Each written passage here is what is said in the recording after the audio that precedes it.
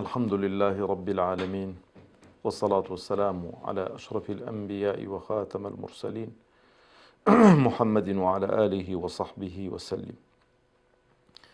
ربنا هب لنا من لدنك رحمة وهيئ لنا من أمرنا رشدا. ربنا أرنا الحق حقا وارزقنا اتباعه، وأرنا الباطل باطلا وارزقنا اجتنابه. ربنا اغفر لنا ولإخواننا الذين سبقونا بالإيمان ولا تجعل في قلوبنا غلا للذين آمنوا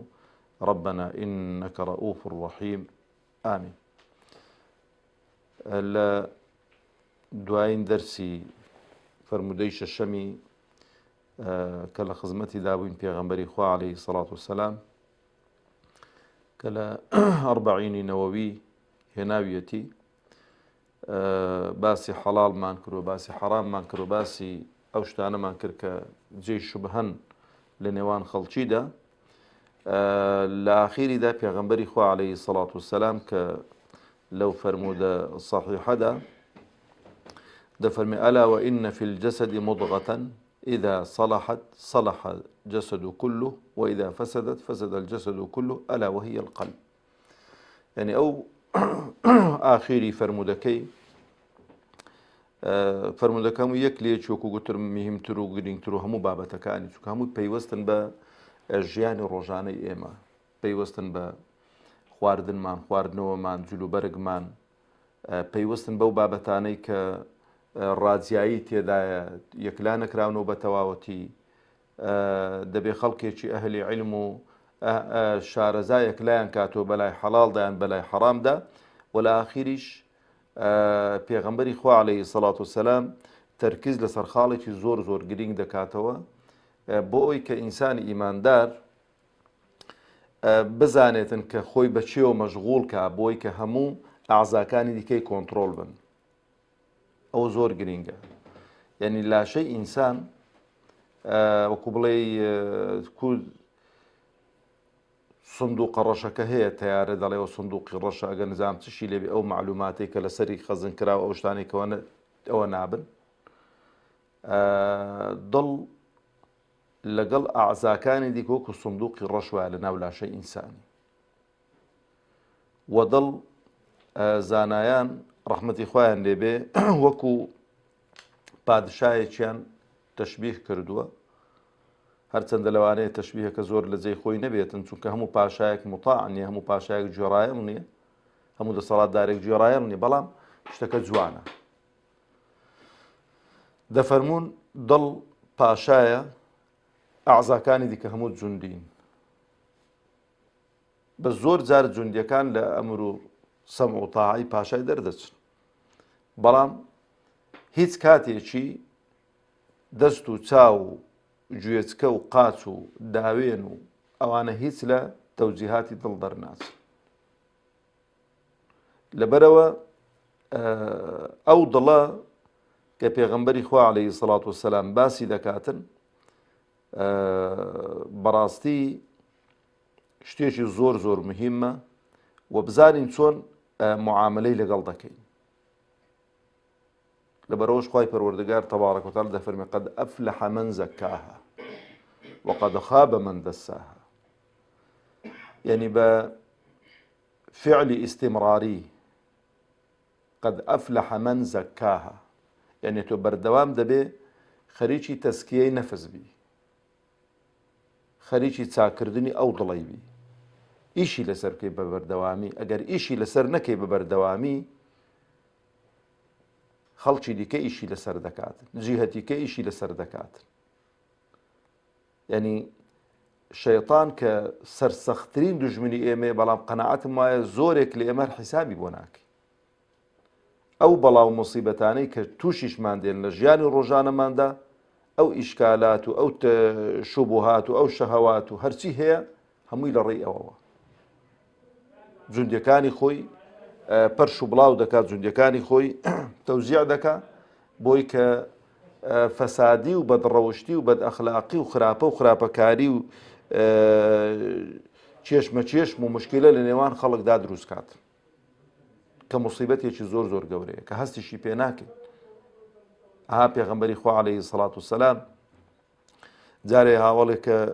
زۆر بینی زۆر تووڕە بوو زۆر ئەوە بوو فەرمووی ئەوەگە یەک شت بکاتن ئێستانەکە ئەوە دەبێتەوە بڵێ ئەعوذ بالله من الشیطان الرجیم و هەڵبەسی دەست و نوێژێک بشواتەوە کۆتایی بۆزاکەی دێت لەبەر هەندێش دەفەرمی ئەگەر تووڕە بوون ئەگە بە پاو بوون دانیشن ئەگە بە دانیشتنەوە بوون درێژ بن دەست و نوێژتان نەبڕۆن دەست و نوێژێک بشۆن بڕۆنە دەرەوە پیاسەیەک بکەن بە تایبەتیش برا بە ڕێزەکانی خۆم لەو زروف و سەردەمەی ئێمە تێداین دەبێت زۆرمان ئاگا لەو قەزیانە بێت ئەو دڵە پێغەمبەری خوا عەلەیهی سەڵات وسەلام تەشبیهی کردو بە پارویەک بە پارویەک جا بالفعل دڵەگە تەشبیهی بە عەزاکانی دیکە گچکەن ألا وإن في الجسد مضغة إذا صلحت صلح الجسد كله وإذا فسدت فسد الجسد كله ألا وهي القلب یەکشت زۆر گرنگە لەو شریعەتەی ئێمە یعنی شتێکی نێشتۆ بڵێ وەڵاوەکو مەتەڵێکی هێش بێتەوە باسی نەکردێت و خەڵک بە دوای دابگەڕێ و خەڵک ماندی کات و بینە و بەردە و هەموو شتی نقطەی بۆ لەسەر حەرف داناوی ئێستا گە باسی نەکردبانەی فەرموو بە ئەلا وهي القلب دەی ئیشکالات یەک دنیای لێ دروستە بوو خوا دەبێت ئەو پارچە گۆشتە چ بێت لەکوێ بێت مێشکە جەرگە سیپەلاکە گورچیلەن چییە ئەلا وهي القلب کەلیمەی قەلب برا بەڕێزەکانی خۆم بۆی ناوی لێنراوە قەلب وەکو زانایان دەفەرمووە ما سمي الإنسان إلا لنسيه والقلب إلا أنه يتقلب دەڵێ ئینسان بۆی ناوی لێنراوە ئینسان چکە زوو شتی لەبیر دەچێتن لە نسیانەوە وە قەلبیش بۆی ناوی لێنراوە قەلب لەبەرەوەی زوو هەرجێر و وەرجێر دەکات و لەسەر حاڵەتێکدا نامێنێتەوە لەسەر حاڵەتێکدا نامێنێتەوە بەردەوام ئەو تەقەلوباتەی کە بەسەریدا دێتن لەبەرەوە سەڵاحی قەلب چاچی قەلب سابتبوونی قەلب دەفەرمێ ئەعظەم المەصالح گەورەترین چاکە و فەضائیل و شتە باشەکانی لێ تەڕەتوب دەبێتن وفساده أشد المفاسد تێکچوونیشی خراپترین شتی لێ دروست دەبێت دڵ سەرچاوەی فەضائیلە ئەگەر بە تەندروست معاملەمان لەگەڵ کرد و قەد ئەفلەح مەن زەکاها تەماشە دەکەی ئەو کەسانەی کە خەڵکێکی ڕەحەتن لە ناو کۆمەڵگە و مجتەماعدا خەڵکێکی وەکو برایانی گەرمیانیمان دەڵێن بێوەین مشکلەیان نیە لەگەڵ خەڵکی مشکلەیان نیە لەگەڵ خێزانیان مشکلەیان نیە لەگەڵ ماڵ و منداڵیان مشکلەیان نیە لەگەڵ خودی خۆیان سڵحاون ئەهلی دەوڵەمەند بن ئەهلی ئینفاقن ماڵ دەبەخشن ئەهلی سڵح و مەسلەحەتن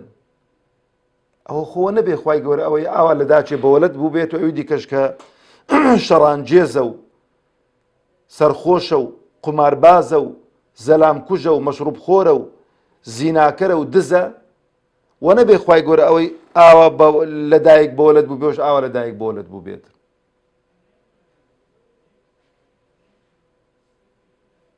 ئەوە قەناعەتی بەو وعد و بەڵێنانەی خوای پەروەردگار بووە و بە دوای سیرە و ژیانی پێغەمبەراندا کەوتووە عەلەیهیمو سەڵات وسەلام تەوجیهاتی ڕەبانی تەوجیهاتی خوای پەروەردگاری جێبەجێ کردووە و ئیشی لەسەر دڵەکەی خۆی کردووە پیاوە چاکەی لێ دەرچووە ئەوەی دیکەش نەک ئیشی لەسەر دڵی نەکردووە یعنی وەکو ماڵێکی کە دەرکەی تێدا نەبن ئەو ماڵە هەموو کەسێک خۆی پێداکات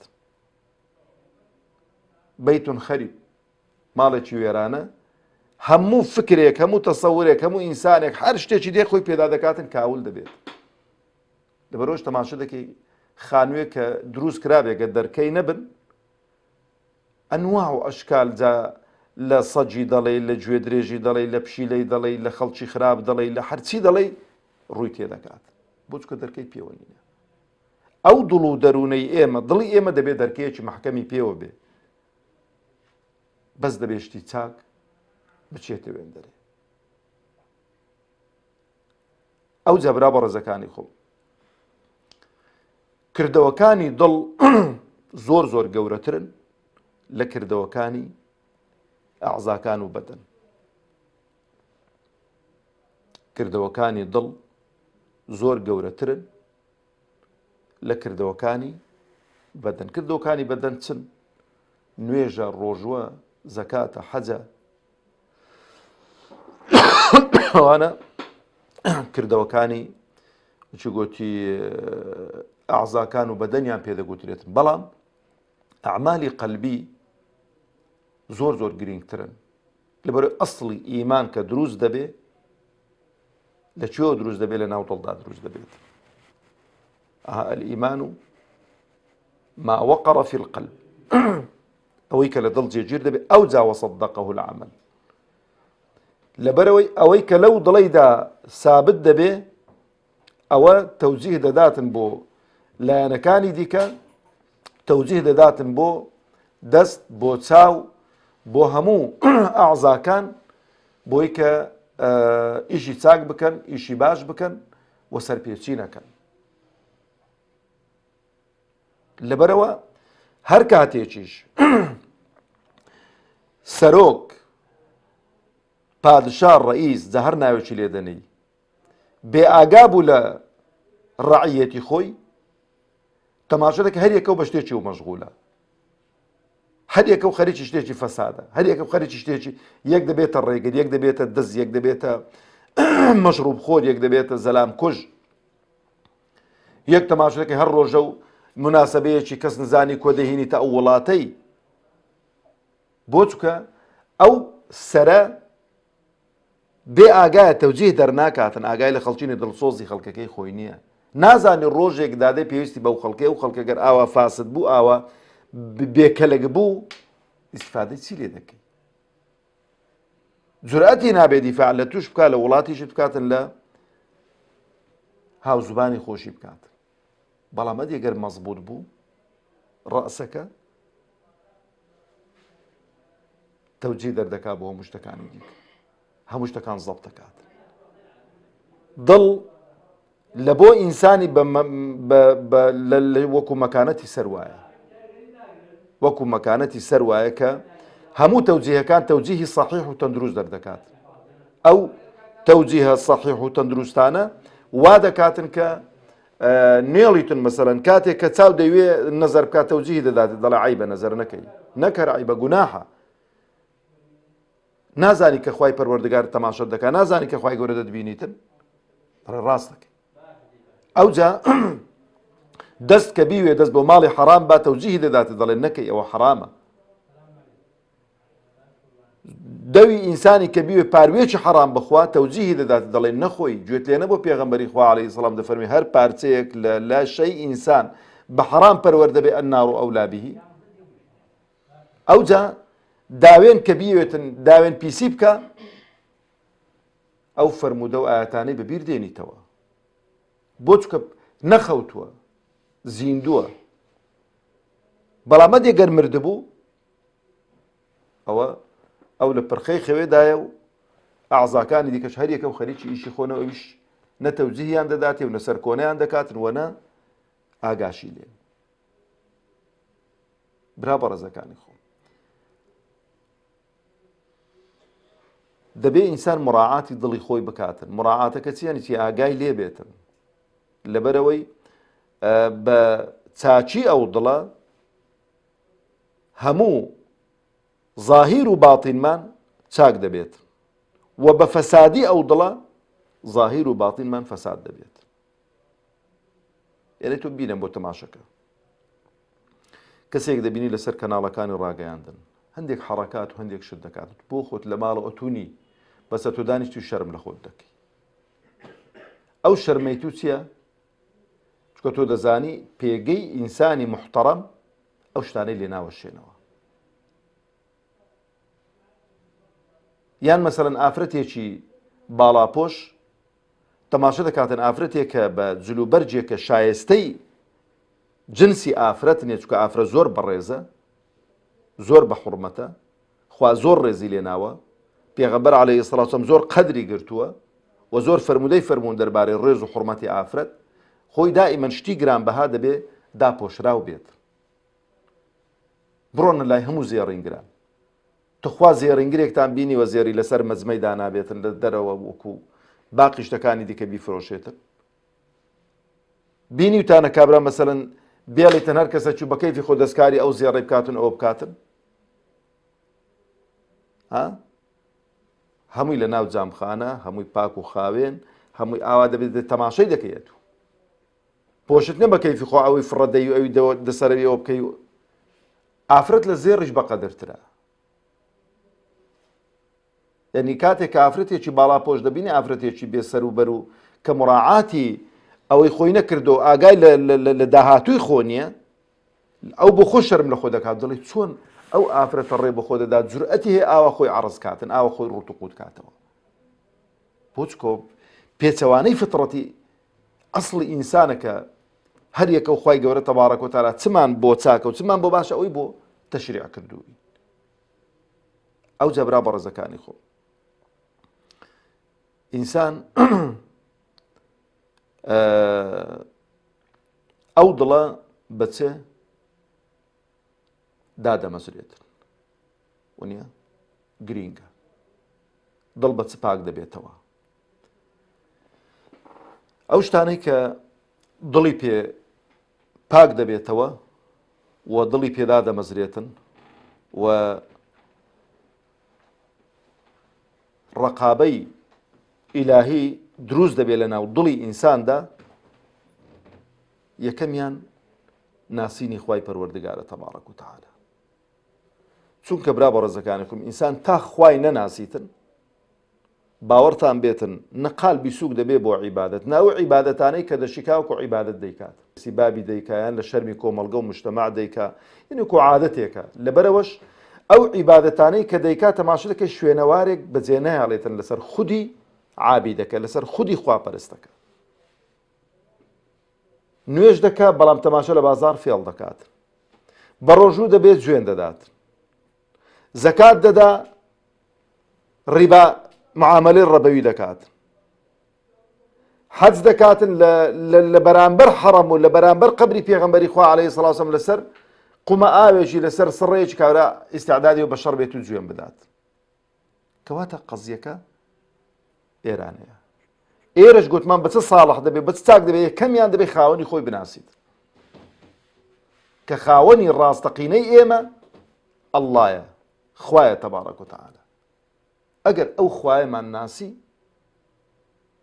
ئەوجا خوای گەورە کە ناسیت دەبێ بێی بەڕاستی ورد بێەوە لە ئەسما و صیفاتی خوا، چونکە هەر ناوێکی خوا، هەر صیفەتێکی خوا کۆمەڵە بابەتێک کە مەڕبوطن بە ژیانی ڕۆژانەی ئێمەدا ئەلەوێن دەرێدا دەبیندرێنەوە، ئەلەوێن دەرێدا دەبیندرێنەوە. ئەتۆ کێشەی ڕزقت هەیە نییە؟ ئەمن کێشەی ڕزقم هەیە، بەڵام کاتێک کە دەی کە خوای گەورە سوێندت بۆ دەخوا دەفەرمی ئەمن ڕازیقم،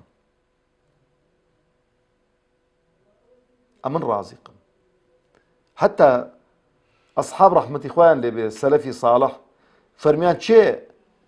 ذاتی خوای گەورەی تووڕە کردو بۆی کە سوێنمان بۆ بخوا کە ئەو ڕازیقە و کە ڕزقمان دەدات.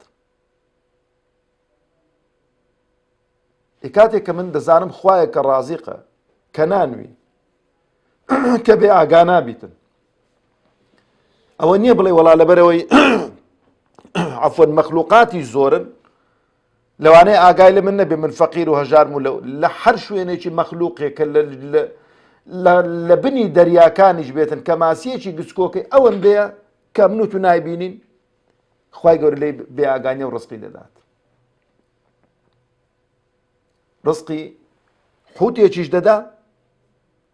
ڕزقی مێرولەیەکیش دەدا لە ناو قوڵایی عەرزدا، ڕزقی پڵنجێکیش دەدا، ڕزقی کافرێکیش دەدا، ڕزقی موسڵمانێکیش دەدات. بۆ چکە دنیا جێی ئینتیقام و جێی حیسابی کۆتایی نییە ئاگاتان لێ بێتن هەندێک لە حیسابات و کتابات کە کراوە لەسەر دنیا ئەوە وەچ کابراگۆتی لێلێن ئەوانە لۆلوەکە لە بۆ قیامەتەیە قڕوە سەریەکە بۆ دەرێ خوا پەنامانداتن کەواتە برا بە ڕێزەکانی خۆم کە بمانەوێ بەڕاستی ئەو دڵەمان بۆ کۆنتترۆل بێتن دەبێ تەعاروفی یەکەمی لەگەڵ خاوەنەکەی خۆی بێت ئەو تەعاروفە لەگەڵ خاوەنەکەی خۆی نەکاتن پێت زەبط ناکرێت پێت زەبط ناکرێت ئەوجا بێ منهەجی پێغەمبەران عەلەیهیمو السەڵات وەسەلام دەبێ ئاشنایەتیت پێ هەبێ شارەزایت پێ هەبێ بزانی خوای گەورە و پێغەمبەرانی بۆ ناردوون و هەموو منهەجەکانیش لە منهەجی محەممەد المستەفا عەلەیهی السەڵات وەسەلام کۆکراوەتەوە معقول نییە کابرا موسڵمان بێ ژیانی پێغەمبەری خوای نەخوێن بێتەوە عەلەیهی السەڵات وەسەلام معقول نییە کابرا موسڵمان بێ سونەتەکانی پێغەمبەری خوا نزانی کامەی سونەتە و کامەی سونەت نییە معقول نییە نزانی پێغەمبەری خوا عەلەیهی السەڵات وەسەلام چۆن نوێژی کردووە معقول نییە ئەو فەضائیلانەی کە پێغەمبەری خوا عەلەیهی السەڵات وەسەلام تەشجیعی کردوین کە ئەنجامیان بدەین و بیانکەین پێی ئاشنا نەبێت ئینسان ئەبە شتانە ئەو دڵە چ لێ دێ نەرم دەبێت دەنەبرا بە ڕێزەکانی خۆم کاتێک کە پێغەمبەر هات عەلەیهی السەڵات وەسەلام بۆ جەزیرەی عەرەبی و بە تایبەتیش بۆ خودی مەککەیەکان خۆ عەرەب زۆر دڵڕەق بوون لەسەر خوا عەفوتانکە لەسەر پەرێزێکی لەسەر شوێنێکی مەحمیە کە دوێنێ لە دەرسەکەی ڕابردوو مەسەلەن باسمان کرد ئەلا وئینە لیکولی مەلیکن حیما یعنی لە شوێنێکیان پەرژین کرد بوو وشتری ئەو خزمی یەکیش بوون ئامۆزا بوون خزمی ئەوانە مەسەلەن چوون وشترەکەوی لەوێن دەرێ لەوەڕاوە یعنی 100 ساڵ شەڕیان بووە 40 ساڵ 70 ساڵ پێداوەرە لەسەر شتێکی زۆر تافی قەزیەکە چییە؟ قەزیەکە شارەزانەبوونە لەو منهەجە یعنی کاتێک کە پێغەمبەری خوا بۆ ئەوانە دێتن وایان لێ دەکات دڵیان ئەوەندە نەرم دەبێ ئەوەندە نەرم دەبێ ئەوەندە ساڵح دەبن بۆ خوا ئەوانەی کە ئیمان دێن و ئەوانەی کە باوەڕ دێنن بۆ چونکە ئەسڵی ڕێگایەکەیان پیشان دەدا پێغەمبەری خوا عەلەیهی سەڵات وەسەلام ئەسڵی ڕێگایەکەیان پیشان دەدا بۆی کە بەچی هەر ڕێگادا بڕۆن و چۆن بتوانن ئەو تەسەڕوفات و هەڵس و کەوتانەی کە لە ڕابردوو خراپ بوون وازی لێ بنیشتی چاک بکەن بە هاتنی پێغەمبەری خوا عەلەیهی سەڵات وەسەلام بۆ مەدینە دوو عەشرەتی لێ بوون معلوماتان لایە و دەزانن کە ئەوس و خەزڕەج کە دوژمنی یەکتر بوون جوولەکەش لەو نێوەندەیدا ئاگری خۆش کردووە بەشێکیان لەو لای بوون بەشێکیان لەو لای بوون خەڵکێکە ئەوی کوشتووە ئەوی کوشتووە بەڵام پێغەمبەری خوا عەلەیهی سەڵات وەسەلام هات برایەتی لە نێواندا دروست کردن تەماشەکە چش دەڵێتن خوای گەورە لەو ئەنفەقتە ما فی الأرض جەمیعا ما ئەلەفتە بەینە قولوبهم ئەو تەئلیفە دەبێت لە کوێوە دەست پێ بکە لە دڵ دەبێت برایەتێکە لە ناو دڵدا دروست بێ بەڵام خوای گەورە چ دەفەرمێ ولكن الله ألف بينهم يعني بين قلوبهم خوای گەورە ئەو تەئلیفەی دروست کرد و ئەو برایەتەی دروست کرد لە نێوان دڵی ئەوانەدا کەواتە ئەو دڵی من و تۆ کاتێک بۆ خوا دەسوڵحێت و کاتێک دەبێتە ئینسانێکی کە ئەو دڵە لە ناو سینە و لە ناو سینجی ئێمەدایە کاتێک ئێمە دەبینە ئینسانێکی چاک و ساڵح کە ئەو دڵەمان خوای بناسیتن و پێغەمبەر بناسی عەلەیهی سەڵات وەسەلام وە ئیش لەسەر ئەو فەرمودانە و ئاەتانە بکاتن کە دەبنە مایەی تەسکیەکردنی نەفسی ئینسان ئەو جەبرا بە ڕێزەکانی خۆم ئەعمالی قەلب وەکو گوتم کە گەورەترین لە ئەعمالی بەدەن گەورەترن و ئەوە دەبێتن کە ئینسان هەرچی کە شتی باشە و شتی چاکە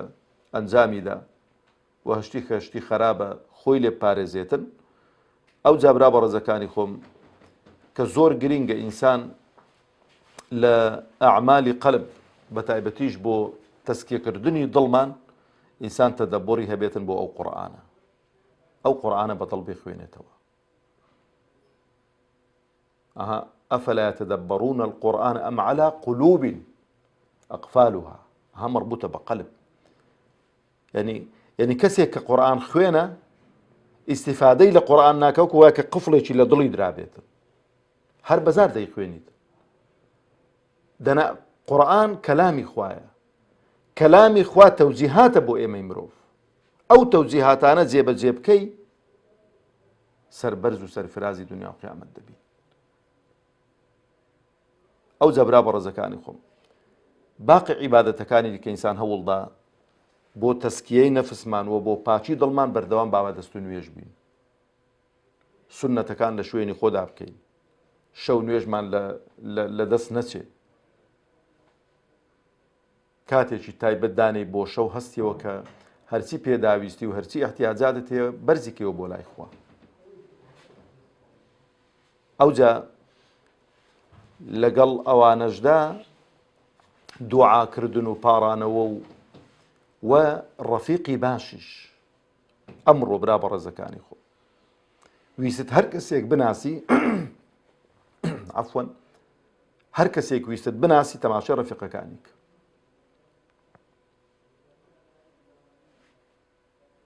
پێویست ناکە من بێم لە زەید و عەمر و لە فڵان و فڵانی بپرسم تەماشای برادەرەکانە دەکەم دەزانم داخۆ باید چەندی تەماشای برادەرەکانیم کە دەزانی باید تەماشای برادەرەکانی منداڵەکانی خۆت کە دەزانی منداڵەکانت چۆنن پێویست ناکە بە دوایان دابگەڕی لەبەرەوەی پێغەمبەری خوا عەلەیهی سەڵاتو وەسەلام دەفەرمی المەرء عەلی دینی خەلیلیه فەلیەنظۇر ئەحەدوکم مەن یوخالیل ئینسان لەسەر دینی برادەرەکەیەتی با بزانی برادەرایەتی دەکە چێ دەکات لەبەرەوەی ئەوەی کە برادەر بۆ برادەری دەکات و برادەر بە برادەری دەکا و ئەو تەئسیریاتەی کە برادەر لەسەر برادەری دادەنێتن هیچ کەسێکی دیکە ناتوانێت و تەئسیرێت تێ بکات نە باو نە برا نە دایک نە خوشک بۆ چونکە ئەو برادەرە جێسڕی تووە ئەتۆ جێسڕی ئەو برادەرەی و هەر شتێکی کە ئەوە بێتن لە لایەک دیکە باسی دەکەن ئەو جا برا بە ڕێزەکانی خۆم ئینسانی موسڵمان ئەوە بزانێتن کە لە هەمووی لەو شتانە کوتم هەمووی مهم من بەڵام یەکێک لە قەزیە هەرە گرنگەکان ئینسان حەڵال خۆر بیت ئەگەر ئینسان حەڵال خۆر بوو هاوکار دەبێت بۆ پەروەردەکردنی ئەو دڵە هاوکار دەبێت بۆی کە ئینسان بەڕێی باشدا بڕواتن لە حەڵال و حەرامی بپرسیتن هەر ئەوە نەبێ شتێکی گەیشتێ و هەڵی لووشیت و هەر معاملەیەکی هات نەپرسیت و هەرچی هەبوو هەر کابرا هەر وەکو دارکەری شوێ بێتن هەمووی ڕەپێزداتن دەبێ ئینسان بپرسی حەڵاڵە حەرامە دروستە دروست نییە لەبەرەوە پێغەمبەری خوا عەلەیهی سەڵاتو وەسەلام دەفەرمێ هەر کەسێکە بە حەرام پەروەردە بێ النار ئەولا به ئاگری دۆزەق ئەولاترە بۆی و لە فەرمودەیەکی پێغەمبەر داهاتووە عەلەیهی سەڵاتو وەسەلام دەفەرمێ فی من غوذیە بالحەرام یەقول ئەوەی کە بە حەرام پەروەردە بوو بێ دەفەرمێ یا ڕەب یا ڕەب پێغەمبەر دەفەرمێ فەئەنا یوستەجاب لذالکە چۆن وەڵامی دەدرێتەوە چۆن وەڵامی دەدرێتەوە بۆ چکە خواردنەکەی حەرامە خواردنی حەرام دەبێتە مانیعی وەڵامدانەوەی دوعاکانمان لەبەرەوە شەگە دیقەتتان لێکردی خوای گەورە لە قورئانی پیرۆزدا هەم ئەمری بە پێغەمبەران کردووە و هەم ئەمری بە ئیمانداران کردووە کە چ بخۆن كلوا من طيبات ما رزقناكم طيبات يعني ئەو شتانەی کە حەڵاڵن کە پاکن ئەوجا دەفەرمێ پێغەمبەری خوا عەلەیهی سەڵاتو وەسەلام كل لحم نبت من سحت فالنار أولى به هەر گۆشتێکە لەسەر حەرام دروست ببێتن چکە ئەو خواردنە چ دروست دەکا خواردن بۆ چ دەخۆی خواردن بەشێکی دەبێتە خوێن بەشێکی دەبێتە بەز بەشێکی دەبێتە گۆشت بەشێکی دەبێتە فەضەلات و پیسایی و فڕی دەدەی دەفەرمێ كل لحم هەر پارچە گۆشتێک هەر پشکە گۆشتێک نەبەتە من سحت فالنار أولى به ئاگری دۆزەق دەبێ خاوێنی کاتەوە کو تەشبیه نەبێتن زێر هێشتا ئەوە نەکراوەتەوە چۆن پاک دەکرێتەوە زێر بە ئاگری دەبێت جوان جوان ئاگرێکی توندی لێ بدرێت تا ئەو پیسایی و ئەو شتانەی کە زێڕ نین ڕزگار بێتن ئەو جا سوور دەبێتەوە. ئاخر شت برا بەڕێزەکانی خۆم پێش ئاخیری هەندێک قەزیە دیکان هەر تایبەتن بەدڵ پێم خۆشە ئاگامان لێ بێتن. ئەبوو هوڕەیرە ڕەزا و ڕەحمەتی خوای لەسەر بێت لە حەدیثێکی صحیحدا بۆمان دەجێڕێتەوە دەفەرمێ قال رسول الله صلى الله عليه وسلم إن المؤمن إذا أذنب كانت نكتة سوداء في قلبه فإن تاب ونزع واستغفر صقل قلبه فإن زادت حتى تعلو قلبه وذاك الران الذي ذكر الله في القرآن كلا بل ران على قلوبهم ما كانوا يكسبون. برابر زكاني بۆی کە بابەتەکە درێژ نەبێتەوە دەنا دڵ خوای گەورە زۆر تەرکیزی لەسەر کردوتەوە 112 جار باسی قلوبی کردووە لە قورئان بەس القلوب بێجگە لە قەلب و بێجگە لە فوئاد و بێجگە لەوانەی دیکە کە بە مرادیفی قەلب هاتووە. تەرکیزی قورئان ئەگەر تەماشە بکەن لە خیتابەکان زۆربەی زۆری هەمووی لەسەر دڵە، حتى بەشێکی زۆری زانایان دەفەرمێن ئەو عەقڵەی کە دەڵێن فڵان کەسی عەقڵەکە دەڵێ عەقڵەکە لە ناو دڵیدایە دەسەری دانیە ئەوە مێشکە بەس ئەو قەلبە خوای گەورە کە دەفەرمێ إنها لا تعمى الأبصار ولكن تعمى القلوب التي في الصدور ئەو دڵەی کە دەناو ئەوەدا ئەو کوێر دەبێت. يعني تو حساب كالضل إنسانێکی مسەغەرە گچکە کراوەتەوە لە ناو قەفەزەی سینگ دانراوە هەموو تەوجیهاتێک دەدات و ئەسڵی عەقڵەکەش لەوێن دەرەیە. دەفەرمێ پێغەمبەری خوا عەلەیهی سەڵات وسەلام دەفەرمێ ئینسانی ئیماندار کە گوناهێکی کرد نقطەیەکی ڕەش هەموو ئینسانەکە نەک ئیماندار بەس لێرە کە دەفەرمێ ئین المؤمنە چونکە ئینسانی ئیماندار بە تایبەتی کەی دوور دەکەوێتەوە لە حەزیرە و لە ئەوانە ئەگەر بەردەوام بێ لەسەر گوناه و تاوان. دەفەرمێ نقطەیەکی ڕەشی لە ناو دڵیدا دروست دەبێت ئەگەر تەوبەی کرد ڕەش دەبیتەوە وأتبع الحسنة السيئة چی لێ دەکا تەمحوها هەر ئەوەندە نە وخالق الناس بخلق حسن و لەگەڵ خەڵکیش تەبا بە ڕووخۆش بە معاملە چاک بە. یعنی هەر تەمحوها یعنی هەر گوناهێکت کرد چاکەیەکی بە دوادا بکەوە کە ئەوەی ڕەشی دەکاتەوە. لەبەرەوە زانایان ڕەحمەتی خۆیان لێبێ دەفەرمون ئەگەر چاکەیەکت بە گوناهێکت بە ئاشکرایی کرد چاکەیەکی بە ئاشکرایی بکە، ئەگەر گوناهێکت بەدزی کرد چاکەیەکی بەدزی بکە. بۆ لەبەرەوە ئەڵێ الجزاء من جنس العمل. هەر گوناهێکی کردت کوڕە مەی هێڵە ڕاست تۆبەی لێ بکە بۆی ئەو نقطە ڕەشە ڕەش بیتەوە. ئەگەر تۆبەت نەکرد و گۆتت هیچ نییە و بە تایبەتیش ئەمڕۆکە گەورەترین گوناه کە تووشی هاتووین تۆبەی لێ نەکەین وەڵڵا سەرمان دەخوا کە و غەیبەت و غەیبەتکاریە کە لە ناو موسڵماناندا هەیە. برا بەڕێزەکانی خۆم عەرز و ناموسی برای تۆ کە لە حیزبێکی دیکەیە لە حیزبێکی دیکەی ئیسلامیە بەوەی بۆ تۆ حەڵال نابێت کە لە حیزبەکەی توودانیە، برایەکی دیکە بەوەی غەیبەتەکەی بۆ تۆ حەڵال نابێت کە لە فکر و تەسەووردا لەگەڵە تۆ یەک نییە. المسلم على المسلم حرام دمه وعرضه وماله حتى آخره. يعني كل المسلم على المسلم حرام. ئەو غەیبەتەکە مەوەکو وچی گوتی پێخۆری بەیانیان دممان تێی ناوە دەیخۆین چاکە و حەسەناتی خۆ دەدەیە خەڵکی ئەوە هەردە هەردە دڵەکەی ڕەش دەکات بۆ چکە کەبائیرە نەک هەر گوناهاکی سادەش بێت کەبائیرە. یعنی وای لێ دێ کە تۆبەت لێ نەکرد پەشیمان نەبیەوە چ لێ دێتن دڵەکە دادەپۆشرێت چکە هەر ڕۆژەی نقطەیەکی هەر گوناهێکی نەکە ڕۆژەی چکە هەر گوناهێکی کردە جا حساب کە کابرا ئەگەر ڕۆژێ دە گوناهام کات دە خاڵی ڕەشی لە دڵیدا دروستە بن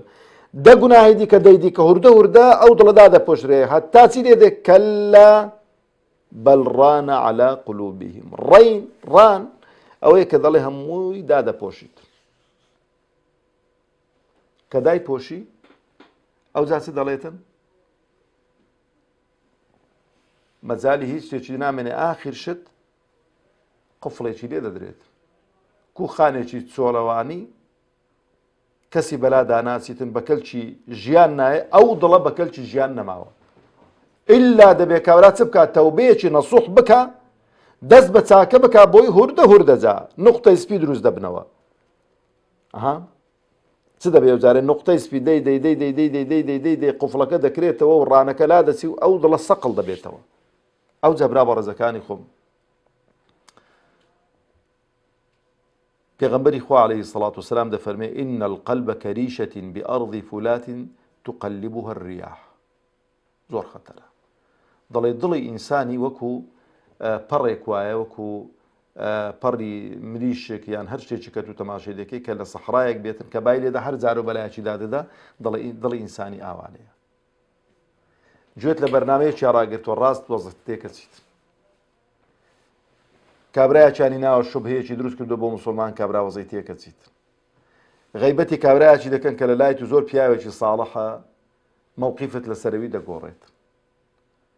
نەفرێکی دەبینی مەسەرەن لە شوێنێکی دیکەیە کابرا دەبینەوەی دەکا مووقیفتی بۆچکە ئەو دڵە کاریگەریەکەی لەسەر دروست دەبێت کە تەشبیهی کردووە بە پەڕێک لەو سەحرایە بای لێدا هەر جار و بەلایەکی دادەدا ئەو دڵە کاریگەری لەسەر دروست دەبێتن لەبەرۆژ پێغەمبەری خوا عەلەیهی سەڵات وسەلام دەفەرمێ لا تصاحب إلا مؤمنا ڕەفاقەتی ئینسانی ئیماندار نەبێ مەیکە جیاوازن ئەو کەسانێک کە بانگخواز و داعین و قسە بۆ هەموو خەڵکی دەکەن بۆچکە ئەو نەک تەئسیری تێناکرێ ئەو تەئسیری لەسەر خەڵکی دروست دەکات بەڵام ئەتۆ دەفەرمێ مصاحبە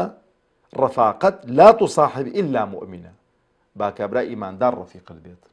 بۆچکە شوبهەت بۆ دروست ناکات بۆچکە بەرەو شوێنی خراپت نابە بۆچکە تأثير لەسەر دڵەکەت دروست ناکات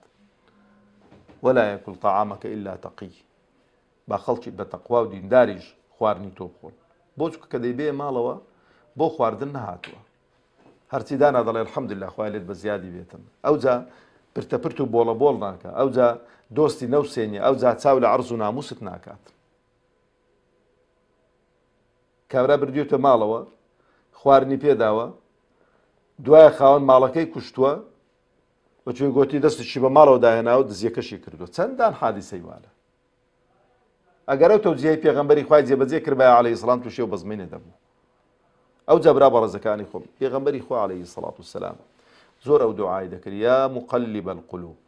ثبت قلبي على دينك ئەی ئەو زاتەی کە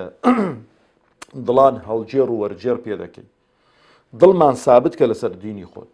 تخوا برا بە ڕێزەکانی خۆم ئەگەر پێغەمبەرمان عەلەیهی سەڵات وسەلام کە گەورەی موحیدانە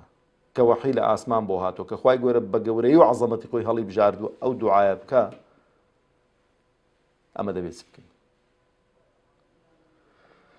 یا ڕەبی خوای بۆ خاتری ناو سیفەتە بەرزەکانی خۆت کەی دڵەکانمان ڕاگیرکەی دڵەکانمان سابت کەی لەسەر دینی خۆت و لەسەر تاعەت و عیبادەت و خواپەرستی یا ڕەبی خوایە خۆشەویستی خۆتمان لە دڵدا زیادکەی و خۆشەویستی خۆتمان لە دڵدا دروستکەی یا ڕەبی خوایە خۆشەویستی عیبادەت و خواپەرستیەکانمان لە دڵدا زۆرکەی و خۆشەویستی خەڵکی ساڵح خەڵکی بۆ خوا سوڵحاومان لە دڵدا زیادکەی یا ڕەبی خوای بمان پارێزی لە هەرچی کەم و کوڕی و خراپەی ئەو دنیایە والسلام عليكم ورحمة الله وبركاته.